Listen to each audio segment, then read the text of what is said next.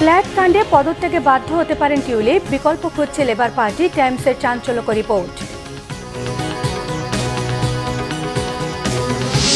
খালেদা জিয়া বিদেশ যাওয়ায় কারো মাইনাস টুর আশা মিটবে না, ঘোষণাপত্রে থাকতে হবে বিএনপির আন্দোলনের সকল রেকর্ড, বলেছেন নেতারা।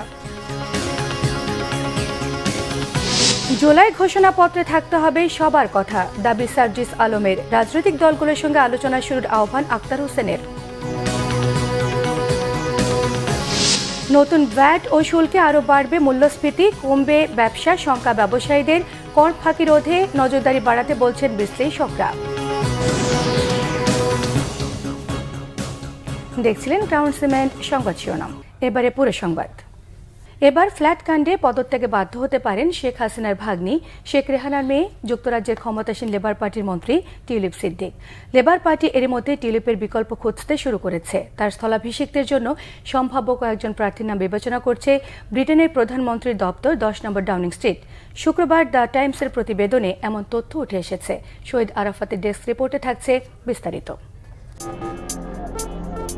পদত্যাগের গুঞ্জন উঠেছে যুক্তরাজ্যের ক্ষমতাসীন লেবার পার্টির মন্ত্রী টিউলিপ সিদ্দিকের। খালা শেখ হাসিনার সঙ্গে দুর্নীতির সম্পৃক্ততা এবং ফ্ল্যাট কাণ্ডে বিতর্ক যেন টিউলিপের পিছু ছাড়ছে না।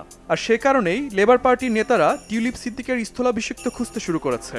দ্য টাইমসের প্রতিবেদনে বলা হয়, প্রধানমন্ত্রী স্যার কিয়ার স্টারমারের জ্যেষ্ঠ সহযোগীরা বলছেন, টিউলিপ সিদ্দিক পদত্যাগ করতে বাধ্য হলে তার স্থলাভিষিক্ত হিসেবে বিবেচনা করা হতে পারে যুক্তরাজ্যের অ্যাটর্নি জেনারেল লুসি রিগ্রি, অর্থনীতিবিদ টরিস্টেন বেল কিংবা প্রযুক্তি বিষয়ক মন্ত্রী পার্লামেন্টারি প্রাইভেট সেক্রেটারি কালাম আন্ডারসনের মতো ব্যক্তিদের। বাংলাদেশের রূপপুর পারমাণবিক বিদ্যুৎ কেন্দ্র ইস্যুতে টাকা আত্মসাতের সহায়তা, বিনামূল্যে শেখ হাসিনার ঘনিষ্ঠজনদের কাছ থেকে ফ্ল্যাট উপহার নেওয়ার অভিযোগে গেল কয়েকদিন ধরেই আলোচনার কেন্দ্রে রয়েছেন টিউলিপ সিদ্দিক। অভিযোগ উঠেছে এই বিষয়গুলো আওয়ামী লীগের প্রতি তার সমর্থন থাকার বিষয়টি প্রমাণ করে। এরই মধ্যে পারমাণবিক বিদ্যুৎ কেন্দ্র নির্মাণ চুক্তিতে দুর্নীতির অভিযোগে তার বিরুদ্ধে তদন্ত চালাচ্ছে দুর্নীতি দমন কমিশন। টিউলিপের বিরুদ্ধে এ ধরনের অভিযোগ থাকায় গেল সপ্তাহে টিউলিপের পদে সম্ভাব্য বিকল্প কয়েকজনের নাম বাছাই করে দেশটির প্রধানমন্ত্রীর দপ্তর 10 নম্বর ডাউনিং স্ট্রিট। যদিও এসব অভিযোগের সত্যতা যাচাই করতে টিউলিপ যুক্তরাজ্যের প্রধানমন্ত্রীর নীতি নৈতিকতা সম্পর্কিত কর্তৃপক্ষের প্রতি আহ্বান জানিয়েছেন। এর আগে যুক্তরাজ্যের প্রধানমন্ত্রী স্টারমার বলেছিলেন, টিউলিপের ওপর তার পূর্ণ আস্থা রয়েছে।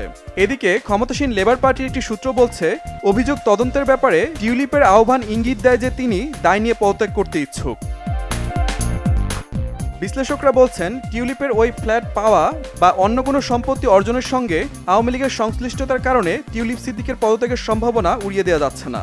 যুক্তরাজ্যের প্রধানমন্ত্রীর সহযোগীদের টিউলিপের বিকল্প খোঁজার বিষয়টি তা আরও জোরালো করে। Shahid Arafat, Bangla vision, news desk.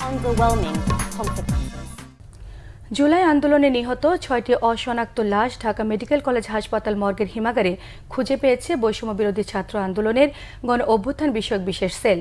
ময়নাতদন্ত রিপোর্টে বলছে, আঘাতে মৃত্যু হয়েছে 5 জনের, একজনের মৃত্যু হয়েছে উপর থেকে নিচে পড়ে। 6টি মৃতদেহই অভ্যুত্থানের দাবি করে মৃত্যুর কারণ নিশ্চিত করতে আবারও ময়নাতদন্তের দাবি জানিয়েছেন গণ অভ্যুত্থান বিষয়ক বিশেষ সেলের সম্পাদক হাসান ইনাম।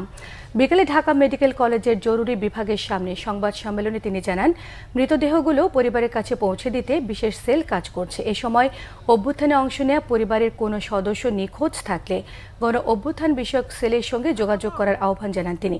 এছাড়া অন্তর্বর্তী সরকার এবং সংশ্লিষ্ট কর্তৃপক্ষকে বেওয়ারিশ লাশগুলো পরিবারের কাছে ফিরিয়ে দেওয়ার জন্য অনুরোধ জানিয়েছেন হাসান ইনাম। আমরা ধরে নিচ্ছি লাশগুলো গণ অভ্যুত্থানের, তবে কবে এবং কয় তারিখে তারা লাশগুলো এনেছে সেটা এখন স্পষ্ট করেনি। কেউ যদি মিসিং থাকেন তবে তারা এবং তার পরিবারের সদস্যরা জুলাই গণ অভ্যুত্থান বিষয়ক সেলে যোগাযোগ করার জন্য আমরা এই লাশগুলো তার পরিবারের কাছে ফিরিয়ে দেওয়ার জন্য সর্বাত্মক চেষ্টা করব। বিএনপি চেয়ারপারসন এবং সাবেক প্রধানমন্ত্রী বেগম খালেদা জিয়া লন্ডনে চিকিৎসা চলছে। দর্শক, এই মুহূর্তে লন্ডন ক্লিনিকের সামনেই আছেন আমাদের বাংলা ভিশনের প্রতিনিধি মোহাম্মদ আব্দুল হান্নান। সরাসরি কথা বলছি তার সঙ্গে। হান্নান, শুনতে পাচ্ছেন কিনা? হান্নান, আপনি আমাদের জানাবেন, বিএনপি চেয়ারপারসন বেগম জিয়ার চিকিৎসা নিয়ে আপনার কাছে সর্বশেষ কি তথ্য আছে?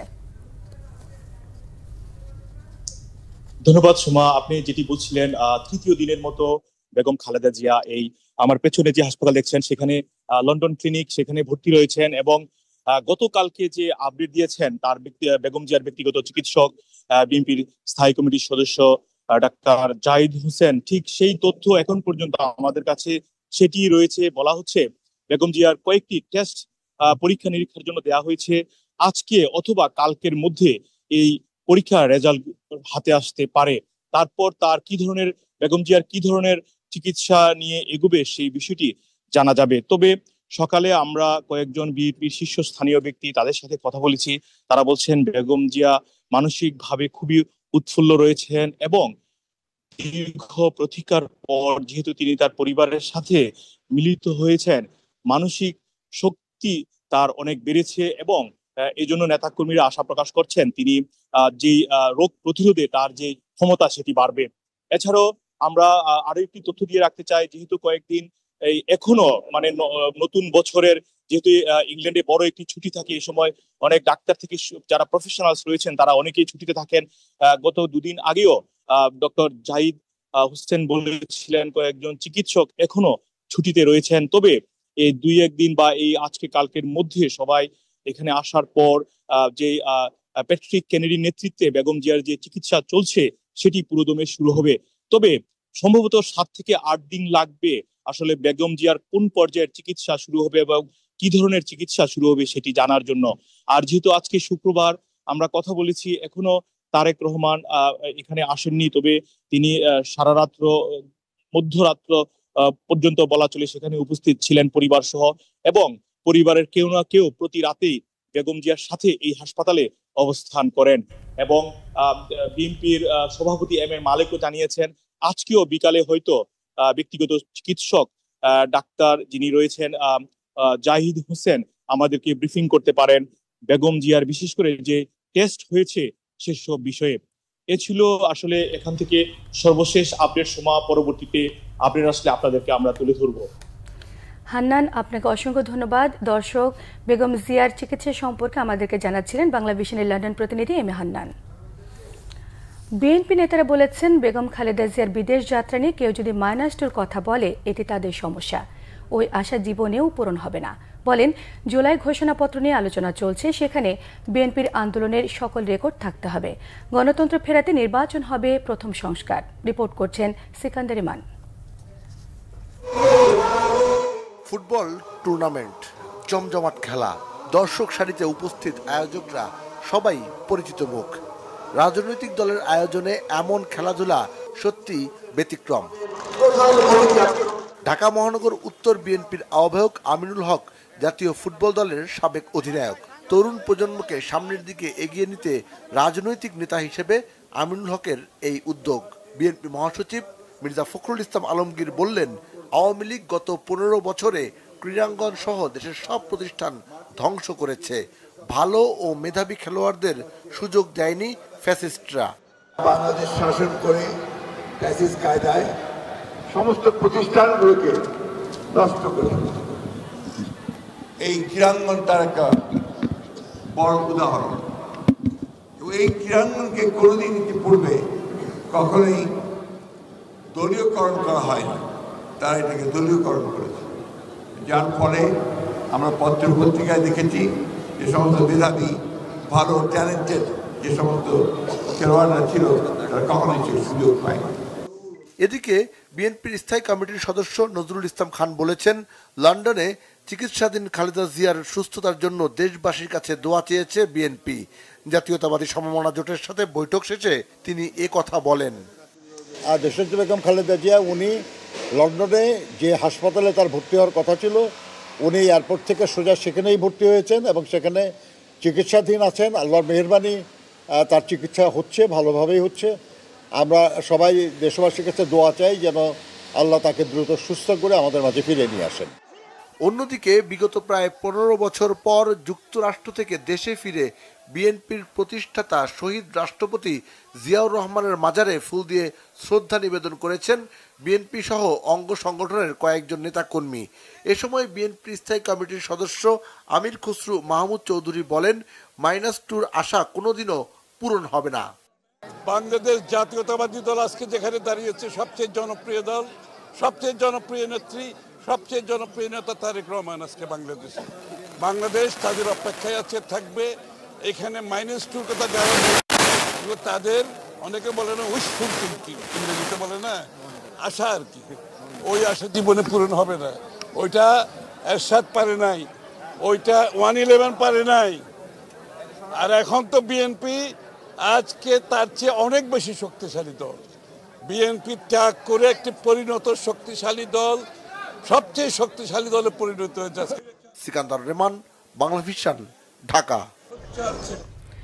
জুলাই অভ্যুত্থানের ঘোষণাপত্রে সমাজের প্রতিটি শ্রেণীর মানুষের কথা মূল্যায়নের আহ্বান জানিয়েছেন জাতীয় নাগরিক কমিটির মুখ্য সংগঠক সার্জিস আলম। এদিকে রাজনৈতিক দলগুলোর সঙ্গে আলোচনা শুরুর তাগিদ দিয়েছেন নাগরিক কমিটির সদস্য সচিব আক্তার হোসেন। রিপোর্ট করছেন নাবিল জাহাঙ্গীর। জুলাই অভ্যুত্থানের ঘোষণাপত্রের পক্ষে ৬ জানুয়ারি থেকে সারা দেশে গণসংযোগ কর্মসূচি পালন করছে জাতীয় নাগরিক কমিটি ও বৈষম্য বিরোধী ছাত্র আন্দোলন। শুক্রবার শাহবাগে লিফলেট বিতরণ কর্মসূচিতে অংশ নেন জাতীয় নাগরিক কমিটির সদস্য সচিব আক্তার হোসেন। এ সময় ঘোষণাপত্র প্রকাশে দৃশ্যমান উদ্যোগ না থাকায় ক্ষোভ প্রকাশ করেন তিনি। সরকারের তরফ থেকে এখনো পর্যন্ত দৃশ্যমান কোনো পদক্ষেপ আমরা খেয়াল করিনি। আমরা সরকারকে আহ্বান জানাবো যাতে করে 15 জানুয়ারির মধ্যেই ঘোষণাপত্র জারি করা হয় এবং এই জন্য যে ধরনের ব্যবস্থাগুলো নেওয়া প্রয়োজন, রাজনৈতিক দলগুলোর সাথে বসা প্রয়োজন, পক্ষগুলোর সাথে বসা প্রয়োজন, সে কার্যক্রম যেন দৃশ্যমান হয়। এদিন ভোলার একাধিক জায়গায় লিফলেট বিতরণ কর্মসূচিতে অংশ নেন জাতীয় নাগরিক কমিটির মুখ্য সংগঠক সার্জিস আলম। এ সময় তিনি বলেন, কয়েকজনের কথায় ঘোষণাপত্র তৈরি করলে হবে না, এতে থাকতে হবে সব শ্রেণীর মানুষের কথা। কোন কথাগুলো লিখিত আকারে এই ঘোষণাপত্রে থাকা প্রয়োজন, সেগুলো যেন কয়েকজনের কথা না হয়, সেগুলো যেন বাংলাদেশের প্রত্যেকটি জেলার, থানার প্রত্যেকটি শ্রেণীর মানুষের কথা হয়। এছাড়া জুলাই আন্দোলনে শহীদ জসিমের বাড়ি পরিদর্শন ও তার কবর জিয়ারত করেন সার্জিস আলম। নাবিল জাহাঙ্গীর, বাংলা ভিশন, ঢাকা।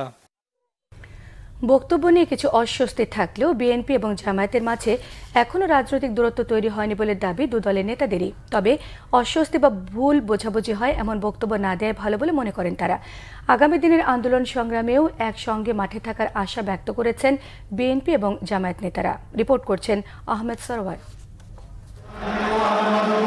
আওয়ামী লীগ সরকারের দমনপীড়ন ও দুঃশাসনের বিরুদ্ধে দীর্ঘদিন একসাথে আন্দোলন করলেও ৫ আগস্ট সরকার পতনের পর বিএনপি ও জামাত নেতাদের বক্তব্যে কিছু অমিল, দূরত্বের কিছু ইঙ্গিত। পরীক্ষিত দুইটা দেশপ্রেমিক শক্তি আছে, একটা সেনাবাহিনী আর একটা জামাত ইসলাম।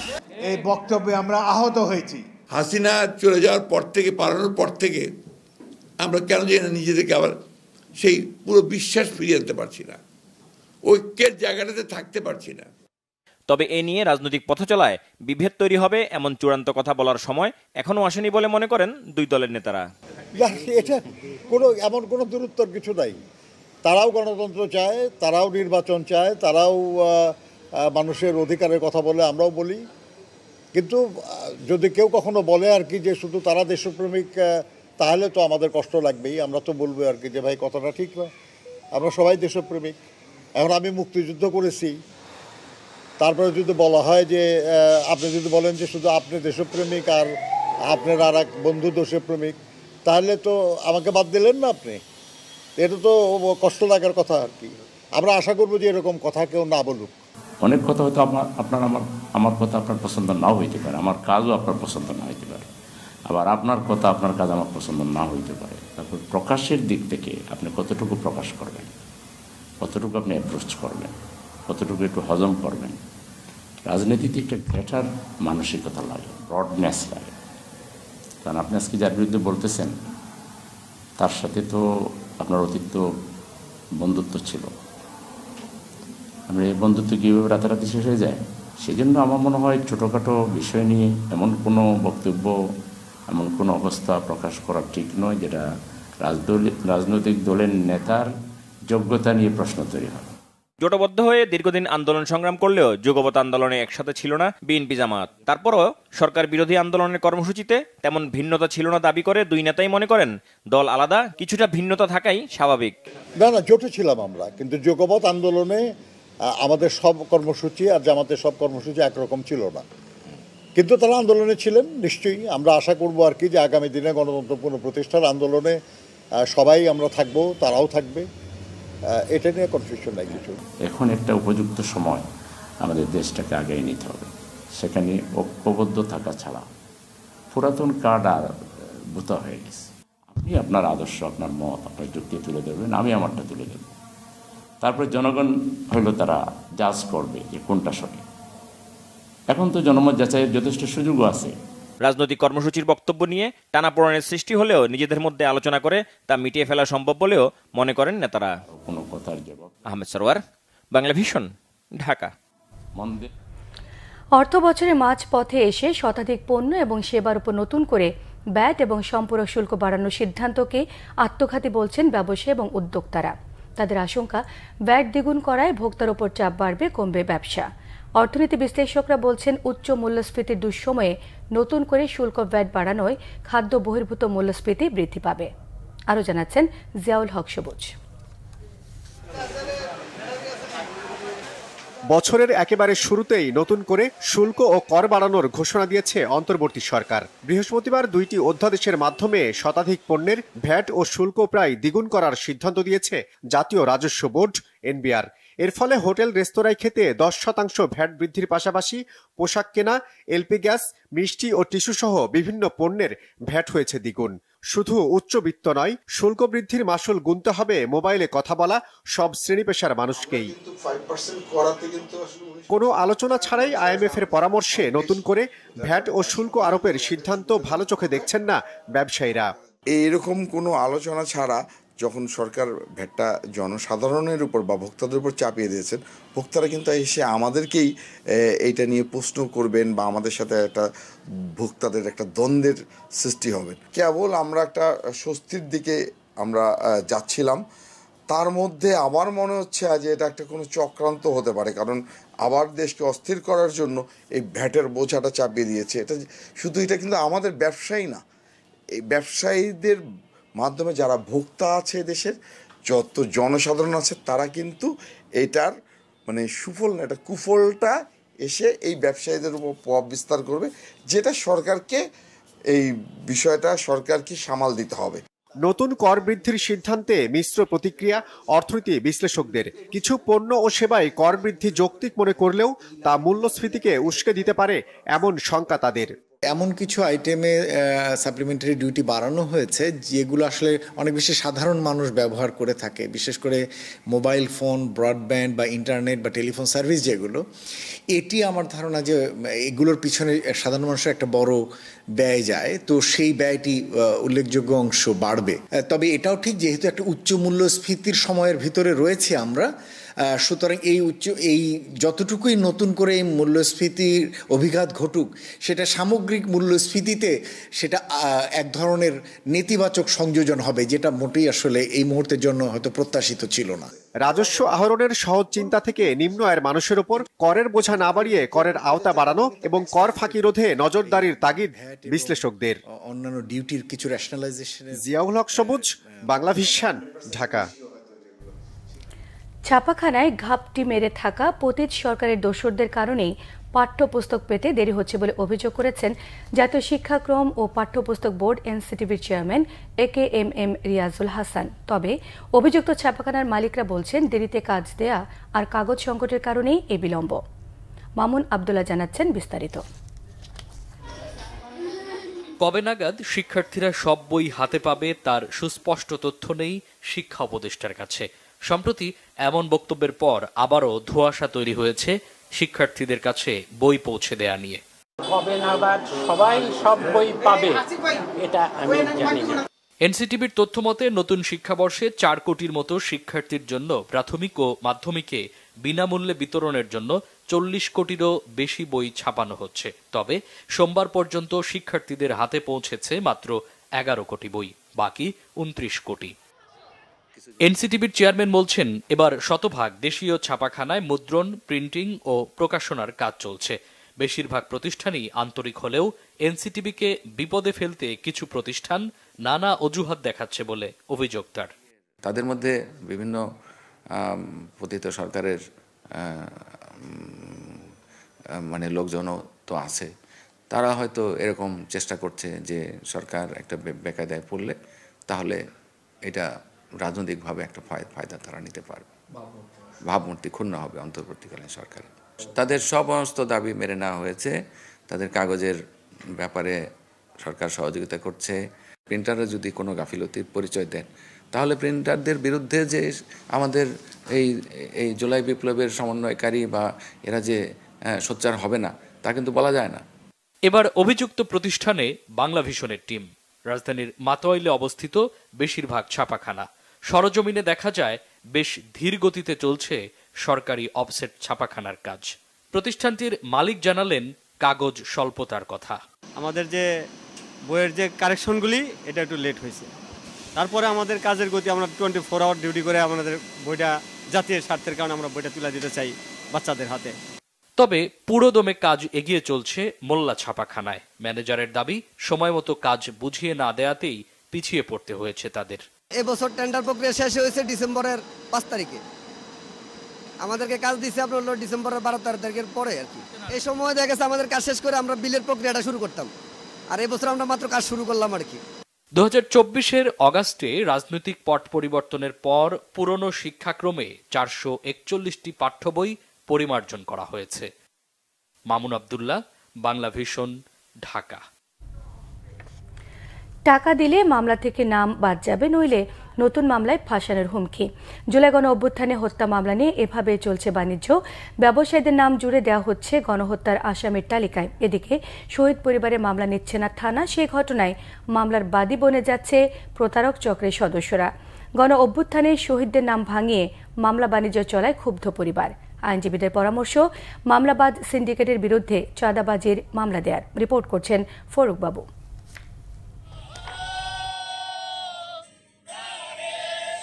শিক্ষার্থীদের আন্দোলন বেগবান করতে এবং তাদের উদ্দীপনা জাগ্রত রাখতে এভাবেই সাহস যোগান অভিভাবকরা। রাষ্ট্র যখন লাশের হিসাব বেয়ারিশ করে দিচ্ছে, তখন বিবেকবান নাগরিকরা প্রতিবাদ জানাতে নামেন রাজপথে। বিপ্লবীদের রক্ত চুষে নেয়া চোখে চোখ রাখতে উত্তাল রাজপথে প্রতিবাদ জানাতে স্কুল পড়ুয়া সন্তানকে সাথে নিয়ে জুলাই অভ্যুত্থানে রাস্তায় নামেন ব্যবসায়ী কাজী সোহেব। মুহুমুহু রাষ্ট্রীয় গুলির মাঝে সাহসী ভূমিকা রাখা ব্যবসায়ী এই সোহেবকেই করে দেয়া হয় অভ্যুত্থানে শহীদ হওয়া হাবিবুল্লাহ বাহার কলেজের মার্কেটিং বিভাগের শিক্ষার্থী আব্দুল্লাহ সিদ্দিকীর হত্যা মামলার আসামি। ছাত্রলীগ নেতা আখ্যা দিয়ে কাজী সোহেবকে আসামি করে ম্যাজিস্ট্রেটি আদালতে মামলা ঠোকেন ফায়াজ আহমেদ রাতুল নামে এক ব্যক্তি। থানা মামলা না নেয়ায় ওই একই আদালতে মামলা করেন শহীদ আব্দুল্লাহ সিদ্দিকীর বাবা আবু বকর সিদ্দিকী। সেখানে নাম নেই ব্যবসায়ী কাজী সোহেবের। 4 আগস্ট ধানমন্ডি আওয়ামী লীগ কার্যালয়ের সামনে গুলিতে নিহত শহীদ আব্দুল্লাহ সিদ্দিকীর বাবা আদালতের নির্দেশে ধানমন্ডি থানায় মামলা করতে গেলে ঘটে বিপত্তি। পুলিশ জানায়, শহীদ আব্দুল্লাহ সিদ্দিকীর নামে অজ্ঞাত ব্যক্তি ফায়াজ আহমেদ রাতুল বাদী হয়ে মামলা করেছেন। একই ব্যক্তি হত্যার ঘটনায় দ্বিতীয়বার মামলা নেবে না থানা পুলিশ। আজকের পর থেকে আমি যদি কাজ ধরতেছি, আমি আজকের পর থেকে একটা মামলা নাম আসতে দিব না। যেগুলো হয়েছে এগুলো আমি শেষ করে। সোহেব ভাই বড় ভাই, আমার অনেক অনেক সিনিয়র। সোহেব ভাই খুব সরল সোজা মানুষ, আমি যা করে আমি এই যে করে দেব। আব্দুল্লাহ সিদ্দিকী নিহতের পর সেদিনই তার পরিবারের কাছে হস্তান্তর হয় মৃতদেহ। শহীদ আব্দুল্লাহ সিদ্দিকীর পরিচয় সংকট না থাকলেও বাবার বদলে অন্য ব্যক্তির মামলা আমলে নেয়ার রহস্য উন্মোচন হচ্ছে। আপনার সাথে দেখা করবো কখন? বিকেলে চলে আসেন। টোটাল 7 লাখ নিয়ে আসতে হবে। কোথায়? টোটাল 7 লাখ। হ্যাঁ, আমি আর মামা যেহেতু আছি এখানে, তো আর টাকা পয়সা নিয়ে কোনো জায়গায় থাকবো না। ফায়াজ আহমেদ রাতুলের ধানমন্ডি থানার মামলার তদন্ত করছে সিআইডি। এই মামলা থেকে ব্যবসায়ী সোহেবের নাম বাদ দেওয়ার আশ্বাস দেন মামলাবাজ সিন্ডিকেটের সদস্য রিফাত জামান ওরফে হুমায়ুন ইউসুফ এবং গোলাম মোস্তফা, যারা শেখ রেহানার ব্যক্তিগত গোয়েন্দা টিমের সদস্য। গণহত্যার মামলা থেকে নিজেকে মুক্ত করতে কয়েক দফায় প্রতারক চক্রকে দিয়েছেন 16 লাখ টাকা। তবে তার বিরুদ্ধে আরও 11টি মামলা করার হুমকি দিয়েছে চক্রটি। খোঁজ খবর নিয়ে দেখলাম যে ধানমন্ডি থানায় যে অরিজিনাল ভিকটিম যে মারা গিয়েছে তার বাবার মামলা তারা নিচ্ছে না। তারা এই যে আছে ওনার মামলাটা উনি নিয়ে নিয়েছে। হ্যাঁ, ওনার মামলাটা নিয়েছে এবং সেটা থেকে তারা আমার সাথে নেগোসিয়েশন করবে। এখন আমি ভাই ব্যবসায়ী মানুষ, কোর্ট ঝক্কি ঝামেলা আমরা জড়াতে চাই না। এপিএসকে বললাম যে আপনারা টাকা দিয়ে দেন, যেটা হয় হোক। তো তারা ইনশিওর করলো যে এরপরে আর কিছু করবে না। এরপরে দেখা গেল যে উত্তরা থানা একটা মামলা, যাত্রাবাড়ি থানা, তারপরে এয়ারপোর্ট থানা, এরকম করে অসংখ্য মামলা, এবং তারা বিশাল অ্যামাউন্টের টাকা চাচ্ছে। লাস্ট যেটা গত সপ্তাহে শুনতে পেলাম যে তারা আরও 11টা মামলা রেডি করছে। শহীদ আব্দুল্লাহ সিদ্দিকীর হয়ে মামলা করা ব্যক্তির ফোন বন্ধ। সেই মামলা নিয়ে যারা বাণিজ্য করছে তারাও ফোন ধরছে না। এদিকে একমাত্র ছেলেকে হারিয়ে পাগল প্রায় শহীদ আব্দুল্লাহ সিদ্দিকীর বাবা বলছেন অসহায়ত্বের কথা। তার ছেলে হত্যা নিয়ে বাণিজ্য বন্ধে সরকারকে ভূমিকা রাখার অনুরোধ জানিয়েছেন। আমি কলেজের সবার সাথে মামলা করার কথা, ওদের একটু দেরি হয়েছে, যাচ্ছি এর ভিতরে ওই ফাঁকে এই রাতুল গিয়ে এই মামলাটা যে করছে, অবশ্যই এটার মধ্যে হয়তো কোনো অকারেন্স করার জন্য, আর নাহলে কোনো সুবিধার জন্য, নাহলে বাবার থেকে ওই রাতুল কিভাবে বড় হয়। অভ্যুত্থানে শহীদদের মামলায় আসামি করা নিয়ে চলমান বাণিজ্য বন্ধের জন্য অর্থ হাতিয়ে নেওয়া ব্যক্তিদের বিরুদ্ধে আইনি পদক্ষেপ নেওয়ার পরামর্শ আইনজীবীদের। জুলাই আগস্টে বা সারা দেশে যে হত্যাকাণ্ড হয়েছে সেগুলা বিচারে একটা বিভ্রান্তি সৃষ্টি করবে। তারা মিথ্যা মামলা করছে বা মিথ্যা অভিযোগ, হয়তো প্রকৃত আসামি 50 জন আরও 20 জনে ঢুকাই দিচ্ছে। তাদের ব্যাপারে মানে ব্যবস্থা গ্রহণ করা উচিত, আমি মনে করি সময় আসছে। কারণ তাহলে প্রকৃত আসামিদেরকে অপরাধের বিচারে বিভ্রান্তি ছড়াবে। শহীদদের মামলা নিয়ে বাণিজ্য বন্ধে হিমশিম খাচ্ছেন উচ্চ আদালতের দায়িত্বশীলরা। কোন পন্থায় মামলা বাণিজ্য বন্ধ করবে সে বিষয়ে এখনও সিদ্ধান্তে পৌঁছাতে পারেনি। ফররুখ বাবু, বাংলা ভিশন, ঢাকা। রাজধানীর উত্তরা পূর্ব থানা থেকে পালিয়ে যাওয়া সাবেক ওসি শাহ আলমকে দ্রুত সময়ের মধ্যে গ্রেফতারের দাবি জানিয়েছে বৈষম্য বিরোধী ছাত্র আন্দোলন।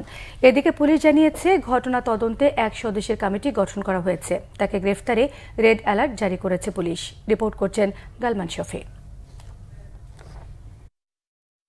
বৈষম্য বিরোধী ছাত্র আন্দোলনের ঘটনায় হত্যাসহ একাধিক মামলায় উত্তরা পূর্ব থানা পুলিশ বুধবার ওই থানার সাবেক ওসি শাহ আলমকে গ্রেফতার করে তাকে রাখা হয় থানা হাজতে। পরে সুকৌশলে থানা থেকে চম্পট দেন তিনি। ওসির পালিয়ে যাওয়ার প্রতিবাদে শুক্রবার উত্তরা এলাকায় বিক্ষোভ সমাবেশ করে বৈষম্য বিরোধী ছাত্র আন্দোলন। সমাবেশ থেকে নেতারা অবিলম্বে ঘটনার সাথে জড়িতদের বিরুদ্ধে ব্যবস্থা নেওয়ার দাবি জানান। উত্তরা পূর্ব থানায় থেকে যে এখানকার আন্দোলনকারীদের উপর গুলি চালিয়েছে, ছাত্র জনতাকে হত্যা করেছে, সেই হত্যাকারী খুনিকে তার এই দোসররা আবার ছেড়ে দিয়েছে। থানা হেফাজত থেকে একটা খুনের আসামি, গণহত্যার আসামি পালিয়ে যাচ্ছে। মনে হয় যেন এটা একটি বাংলা সিনেমার নাটক। পরে তারা মিছিল নিয়ে উত্তরা পূর্ব থানার সামনে যেতে চাইলে পুলিশ বাধা দেয়।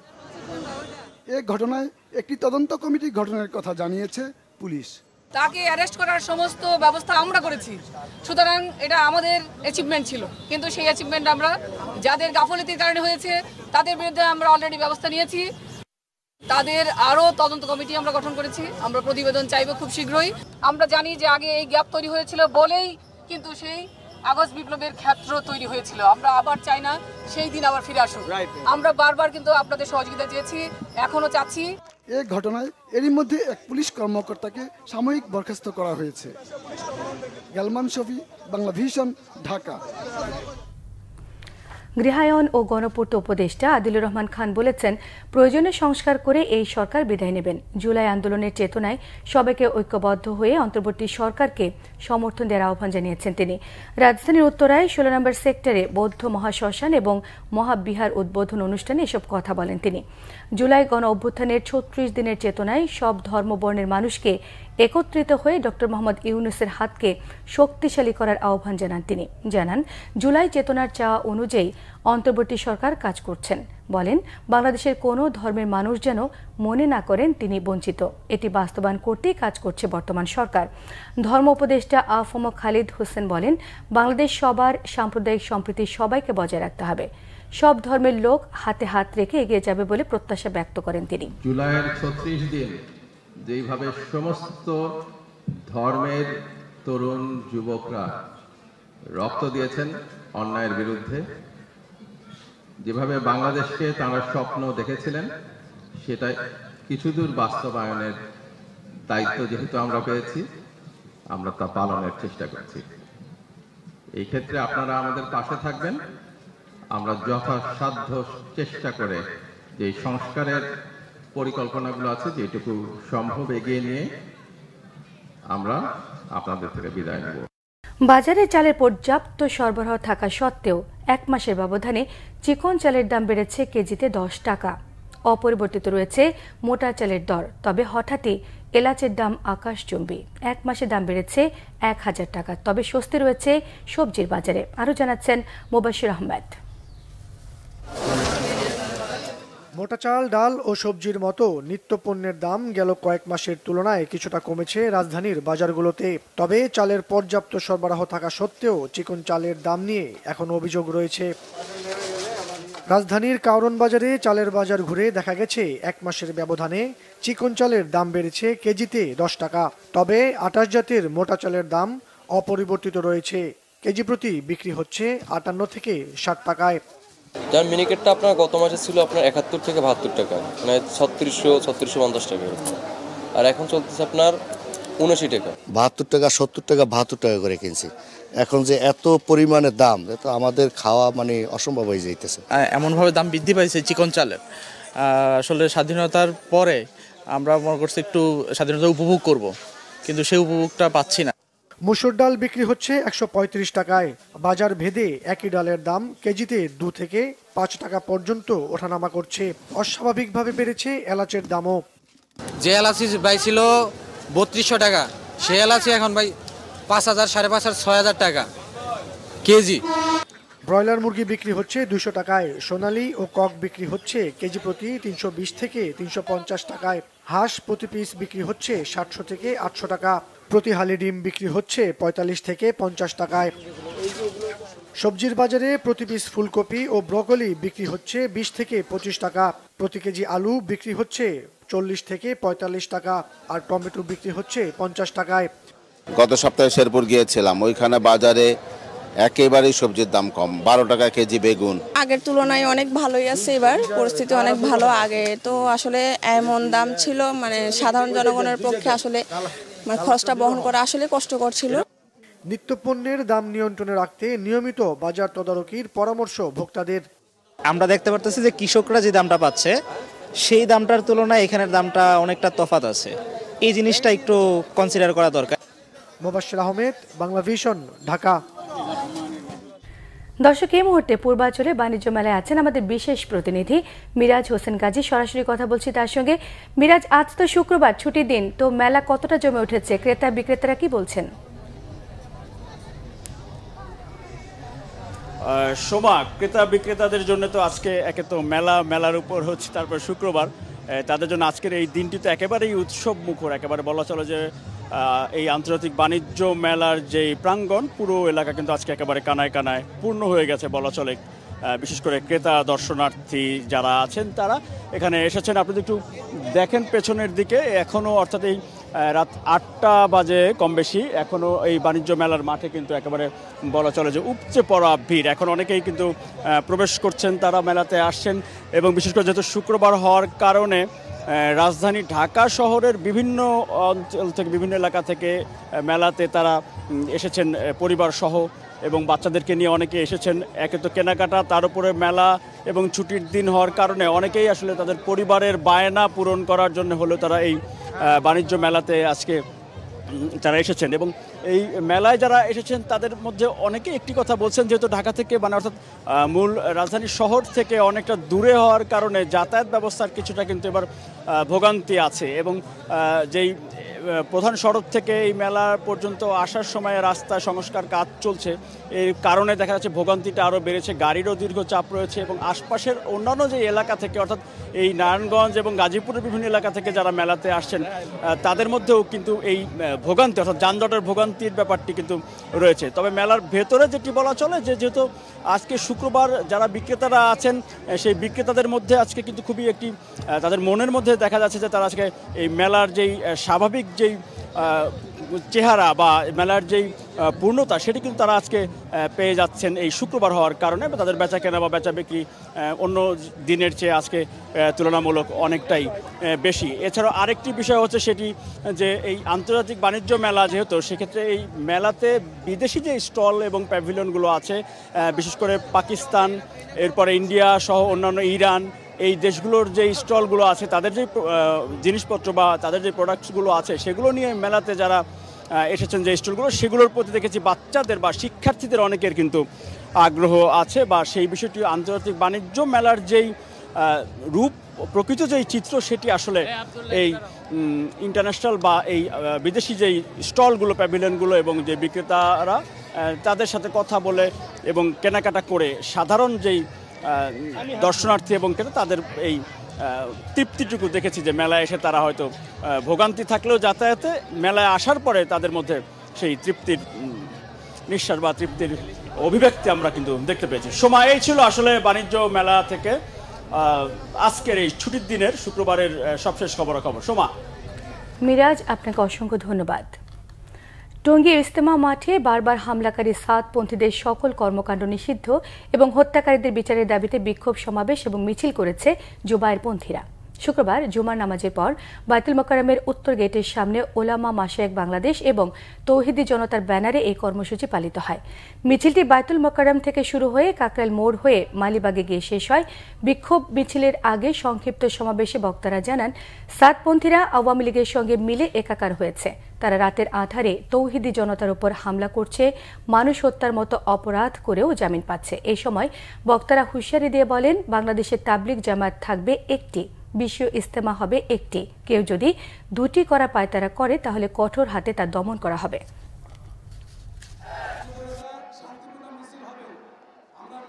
ফ্যাসিস্ট হাসিনা সরকারের মূল উদ্দেশ্য ছিল দাওয়াত ও তাবলীগকে ধ্বংস করা, আর তার আরেকটা উদ্দেশ্য ছিল আমাদের মধ্য থেকে যারা মসজিদে আসে, দ্বীন এবং ইসলামের কথা বলে, এমন একদলকে আমাদের মধ্য থেকে আমাদের বিরুদ্ধে তথা ওলামায়ে কেরামের বিরুদ্ধে লাগিয়ে দিয়ে ওলামায়ে কেরামের কণ্ঠ স্তব্ধ করবার জন্যই এই বিভক্তি করা হয়েছিল। রাজধানী সহ দেশের বিভিন্ন এলাকায় শৈত্যপ্রবাহ বয়ে যাচ্ছে। আজ সর্বনিম্ন তাপমাত্রা রেকর্ড করা হয়েছে পঞ্চগড়ে 7.3 ডিগ্রি সেলসিয়াস। মাঝারি শৈত্যপ্রবাহের কবলে পড়েছে উত্তরের জেলা পঞ্চগড়। রাত থেকে ঘন কুয়াশায় ছেয়ে যায় জেলার সড়ক মহাসড়ক। কুয়াশার কারণে মহাসড়কে যানবাহন চলাচল করছে হেডলাইট জ্বালিয়ে। হিমালয় থেকে আসা কনকনে হিমেল হাওয়া শীতের তীব্রতা আরও বাড়িয়ে দিয়েছে। কুয়াশা এবং শীত উপেক্ষা করে কাজের সন্ধানে বের হয়েছেন নিম্ন আয়ের মানুষেরা। আগুন জ্বালিয়ে শীত নিবারণের চেষ্টা করেন তারা। চুয়াডাঙ্গায় অব্যাহত রয়েছে মৃদু শৈত্যপ্রবাহ। ঘন কুয়াশা এবং হিমেল হাওয়ায় বিপর্যস্ত জনজীবন। সবচেয়ে বেশি বিপাকে খেটে খাওয়া ছিন্নমূল মানুষ। সময় মতো কাজে যেতে পারছেন না তারা। ব্যাহত হচ্ছে স্বাভাবিক কাজকর্ম। হাসপাতালে বাড়ছে শীতজনিত রোগীর সংখ্যা। এর মধ্যে শিশু এবং বয়স্কদের সংখ্যাই বেশি। কনকনে শীতের সঙ্গে দমকা বাতাস এবং কুয়াশার চাদরে ঢাকা জয়পুরহাট। এই অবস্থাতেও কাজ করছেন কৃষকরা। সবচেয়ে বেশি বিপাকে রিকশা, ভ্যান, অটো শ্রমিক, দিনমজুর এবং খেটে খাওয়া নিম্ন আয়ের মানুষেরা। হাসপাতালে প্রতিদিনই বাড়ছে শীতজনিত রোগের সংখ্যা। টানা 3 দিন মৌলভীবাজারে মৃদু শৈত্যপ্রবাহ অব্যাহত থাকায় বিপর্যস্ত হয়ে পড়েছে জনজীবন। তীব্র শীত এবং মৃদু শৈত্যপ্রবাহে চরম বিপাকে শ্রমজীবী এবং সাধারণ মানুষ। শেষ পৌষে শীতে কাঁপছে উত্তরাঞ্চল। 5 দিনের ব্যবধানে আবারও হাড় হিম করা ঠান্ডার হানা। ঘন কুয়াশায় মরেছে পুরো অঞ্চল। তেজহীন সূর্য, মৌসুমি ফসল নিয়ে দুশ্চিন্তায় কৃষকরা। রংপুর থেকে রিপোর্ট করছেন জুয়েল আহমেদ। কদিন ঝলমলে রোদ ছড়িয়ে আবার হারিয়েছে সূর্য। হাড়হিম শীতল ঠান্ডায় প্রতিকূল আবহাওয়ায় আচ্ছন্ন পুরো অঞ্চল। দুদিন ধরে মেঘে ঢাকা আকাশে দেখা যায়নি সূর্য। ওপারের হিম বাতাসে ধরাশয়ী জনজীবন। কখনো তীব্র ঠান্ডা, ঘন কুয়াশা আর মৃদু শৈত্যপ্রবাহে বিপর্যস্ত প্রকৃতি। এমন হাড় কাঁপানো শীতে উষ্ণতার জন্য দরিদ্রদের প্রাণপণ চেষ্টা। সংসার টানতে শীত ভেঙে শ্রমজীবীরা ছুটছেন মাঠে। বিরূপ আবহাওয়ার প্রভাব পড়েছে আলুসহ অন্য ফসলে। 1 ঘন্টা কাজ করিয়া আবার জিরিয়া আবার ঠান্ডা একটু করিয়া গরম শরীর গরম করিয়া তারপরে কাজ কাম করি। কাজ না করলে তো আর হবে না, যতই কষ্ট হোক কাজ করে খাওয়া লাগবে। গরু বকরি খেত খালা, এখন অবশ্যই তো আমাকে দেখা লাগবে। কয়েকদিন থেকে এক সপ্তাহ রোদ গেল, এখন 3-4 দিন থেকে যে ঠান্ডা যাচ্ছে, এই ঠান্ডাতে তো বাইরেতে বেড়া যাচ্ছে না। এখন ঔষধও আলু পচানি আছে, এখন আলু বাঁচাই না নিজে বাঁচি। যে প্রচুর ঠান্ডা, এই আলুর গাছ টোপলা রাখতেছে, আলু মনে করেন ক্ষয়ক্ষতি হচ্ছে। আবহাওয়া অফিস বলছে ঋতু বৈচিত্র্যের রাত দিনে তাপমাত্রা কাছাকাছি হওয়ায় ঠান্ডা বেশি অনুভূত হচ্ছে। থাকবে আরও কয়েকদিন, বয়ে যাবে মাঝারি শৈত্যপ্রবাহ। আকাশে মেঘ আছে, যে কারণে সূর্যের উপস্থিতিটা অভাবে হয়নি, সূর্যের আলো ভূপৃষ্ঠে পৌঁছেনি, যে কারণে দিনের সর্বোচ্চ তাপমাত্রা ভাবে বাড়তে পারেনি। সর্বনিম্ন তাপমাত্রা এবং সর্বোচ্চ তাপমাত্রা পার্থক্য বেশ কম, এই কারণেই শীতের অনুভূতিটা বেশ, এবং সেই সাথে সাথে উচ্চ হিমেল বাতাস আছে। সব মিলিয়ে শীতের যে এখন অনুভূতিটা সেটা চলতেছে, এবং সাথে সাথে কুয়াশাও আছে। সব মিলিয়ে শীতের অনুভূতিটা বেশ ভালোই মনে হচ্ছে। পৌষের পর মাঘের শীত মোকাবেলার সংগ্রামে উত্তরের হতদরিদ্র ও ছিন্নমূলরা। জুয়েল আহমেদ, বাংলা ভিশন, রংপুর। সংবাদ শেষ করব ক্রাউন সিমেন্ট শিরোনামগুলো আরও একবার জানিয়ে দিয়ে। ফ্ল্যাট কাণ্ডে পদত্যাগে বাধ্য হতে পারেন টিউলিপ, বিকল্প খুঁজছে লেবার পার্টি, টাইমসের চাঞ্চল্যকর রিপোর্ট। খালেদা জিয়ার বিদেশ যাওয়ায় কারো মাইনাস টুর আশা মিটবে না, ঘোষণাপত্রে থাকতে হবে বিএনপির আন্দোলনের সকল রেকর্ড, বলেছেন নেতারা। জুলাই ঘোষণাপত্রে থাকতে হবে সবার কথা, দাবি সার্জিস আলমের। রাজনৈতিক দলগুলোর সঙ্গে আলোচনা শুরুর আহ্বান আক্তার হোসেনের। নতুন ভ্যাট এবং শুল্কে আরও বাড়বে মূল্যস্ফীতি, কমবে ব্যবসা, শঙ্কা ব্যবসায়ীদের। কর ফাঁকি রোধে নজরদারি বাড়াতে বলছেন বিশ্লেষকরা। এই ছিল এখনকার মতো। পরের সংবাদ রাত 10:30টায়। 9টায় রয়েছে নিউজ 20, দেখার আমন্ত্রণ রইল। এছাড়া বাংলা ভিশন সংবাদ ও সংবাদ সংশ্লিষ্ট অনুষ্ঠান দেখতে ভিজিট করুন www.bbnews24.com, facebook.com/বাংলাভিশন নিউজে সাবস্ক্রাইব করুন, youtube.com/বাংলাভিশন নিউজের সঙ্গে থাকায় সবাইকে ধন্যবাদ।